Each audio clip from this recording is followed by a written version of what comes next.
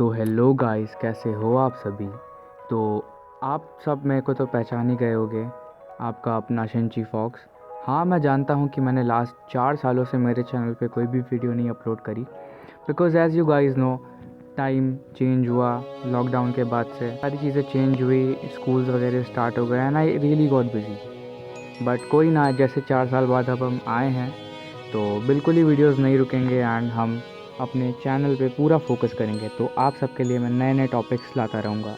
तो आज का जो टॉपिक है वो काफ़ी यूनिक और अलग है, क्योंकि आज हम बात करने वाले हैं top 5 secrets about Nobita and Shinchan के स्कूल। तो आज के वीडियो में हम जानेंगे कि नोबिता के स्कूल का नाम क्या है और नोबिता कोई भी यूनिफॉर्म पहन के स्कूल क्यों नहीं जाता, जबकि शिनचैन तो यूनिफॉर्म पहन के जाता है और वो दोनों ही जापान के एक एनीमे हैं। और क्या नोबिता सच में एक बुद्धू लड़का है या सिर्फ वो बुद्धू होने की एक्टिंग करता है, और नोबिता के टेस्ट पेपर का क्या राज है। और इसके साथ साथ हम शिनचैन के भी स्कूल का एक सीक्रेट जानेंगे। तो अभी से ही वीडियो को लाइक कर दो और चैनल को सब्सक्राइब कर दो।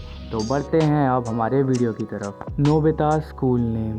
तो इस क्वेश्चन को लेके काफ़ी सारे थियरीज और लड़ाइयाँ शुरू हो जाती हैं जब भी कोई भी वीडियो बनता है, और इसका सही आंसर क्या है वो मैं आपको बताता हूँ। तो डोरेमोन के एनिमे वर्जन से पहले जब वो मांगा वर्जन में पब्लिश हुआ था, जिसको हम 1973 डोरेमोन के नाम से जानते हैं, तो उसमें नोबिता के स्कूल का नाम डाउनटाउन एलिमेंट्री स्कूल दिखाया गया था। पर फिर जैसे जैसे ये आगे बढ़ा तो कई कारणों की वजह से 1973 डोरेमोन को बैन करना पड़ा। उसके बाद इसके कई मांगा वर्जन आए और एट लास्ट इसका फाइनली एनिमे वर्जन आ गया।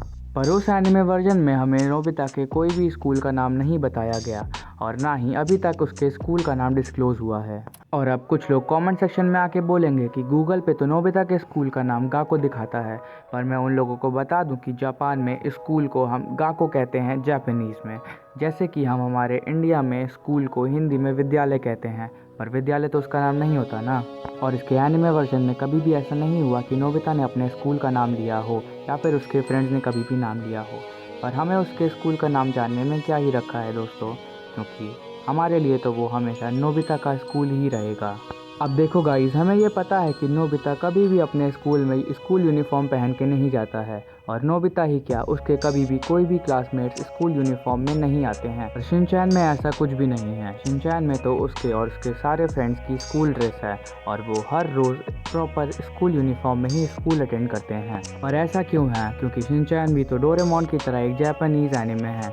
और ऐसा क्यों है वो मैं बताता हूँ। जैसा कि हम सबको ही पता है कि शिनचैन अभी किंडरगार्टन में है, और जापान के सभी स्कूलों में किंडरगार्टन की एक प्रॉपर यूनिफॉर्म होती है और सारे बच्चों को वो प्रॉपर यूनिफॉर्म रोज़ स्कूल में पहनना कंपलसरी होता है। और फिर वो जैसे ही 6-7 साल के हो जाते हैं वो आ जाते हैं एक एलिमेंट्री स्कूल में, और जापान में एलिमेंट्री स्कूल की कोई भी यूनिफॉर्म नहीं होती है, जैसे ही नोबिता की एलिमेंट्री स्कूल में कोई भी यूनिफॉर्म नहीं थी।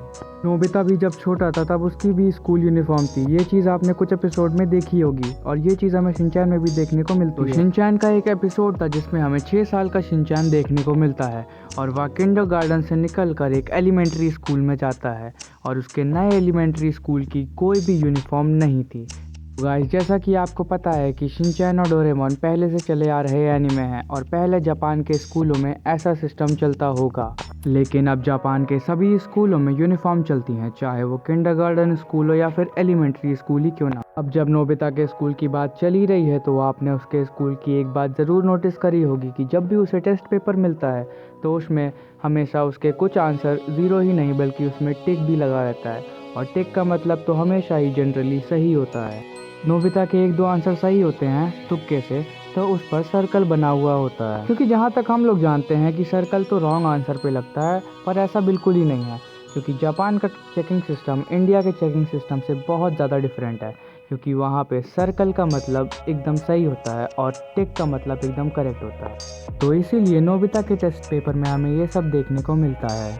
तो गाइज़, आई होप आपको ये वीडियो पसंद आई है, और अगर पसंद आई होगी तो प्लीज़ मेरे वीडियो को लाइक कर देना, बिकॉज़ मैंने 4 साल बाद मेरा पहला वीडियो अपलोड किया है। तो as a come back please video को लाइक कर देना, और हमारे चैनल को सपोर्ट करने के लिए प्लीज़ सब्सक्राइब कर देना दोस्तों। तो अगर आपको इसका सेकंड पार्ट चाहिए तो प्लीज़ मुझे कमेंट कर दें, तो मैं इसका सेकंड पार्ट भी बना दूंगा। एंड ऐसी ही इंटरेस्टिंग वीडियोस के लिए मेरे चैनल को सब्सक्राइब कर लीजिए। शिंची फॉक्स साइनिंग आउट। मिलते हैं आपसे, बाय बाय।